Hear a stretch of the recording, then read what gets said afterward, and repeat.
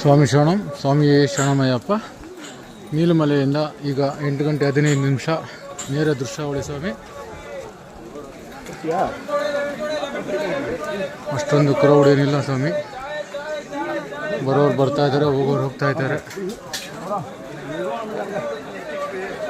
ಅಷ್ಟೊಂದು ರಶ್ ಕಾಣ್ತಾ ಇಲ್ಲ, ನಾರ್ಮಲ್ ಆಗಿದೆ. ಮಳೆ ಮಾತ್ರ ತುಂತುರು ಮಳೆ ಬೀಳ್ತಾನೆ ಇದೆ ಸ್ವಾಮಿ.